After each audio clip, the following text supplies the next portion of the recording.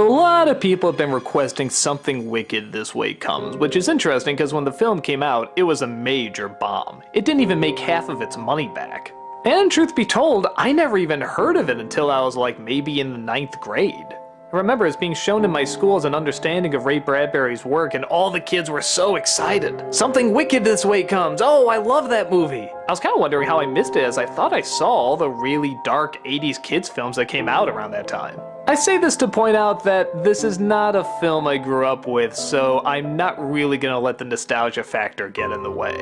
But that doesn't necessarily make it a bad film, I just don't think I love it like everybody else loves it. The movie centers around two boys, one named Will Holloway and the other named, get this, Jim Nightshade. God, how does Bradbury find these incredible names? They're often seen around Will's father, who's an old librarian, and they spend most of their time just getting into trouble, all sorts of typical boy stuff. But then one night, a carnival arrives. I mean literally one night. It's all put together in a matter of just a few minutes. And this has been put together by Dr. Dark, played by Jonathan Pryce. He welcomes people to the carnival, but the boys figure out that slowly but surely it seems to be sucking away people's souls, apparently draining their life force and messing with their actual age.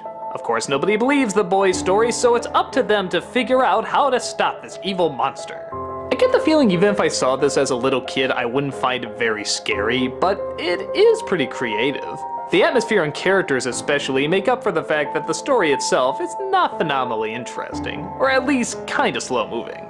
They kind of go through the typical run-of-the-mill stuff of people not believing them, trying to convince those that will believe them, foiling the charismatic, diabolical villain, all that good stuff.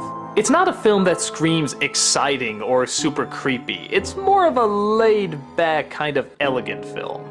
It's hard to explain, it's like the creepy stuff doesn't come out at you and say boo. It's more building up this environment that slowly is trying to get you without you necessarily even knowing it. And at the foreground of that is Jonathan Pryce, who is just perfect as the villain. He never goes quite too over the top, but at the same time he's just so graceful and loving of what he does. Just look at that outfit, you can tell he wears that suit with such incredible charisma. But at the same time, he's never too charming that he's not scary. A kid can still look at him and know he's the bad guy. I really like Will's father in this too. You just get the feeling he's trying to make ends meet, be a good person, just do what needs to be done. But at the same time, life is starting to wear on him and he just doesn't know what to believe in anymore. This of course is a great contrast for the kids who see all sorts of fantastic things but have a hard time making the adult of the world realize it.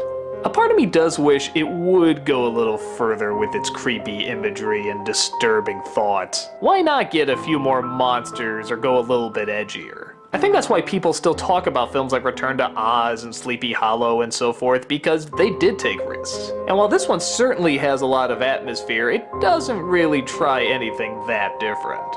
Okay, I don't need Monster Squad style violence, but just something to make it stand out a little bit more. But then again, maybe you could argue that's a part of its charm. It's not an in-your-face movie, it's not a very obvious monster film. The journey and the build-up and the suspense maybe is what the star is supposed to be.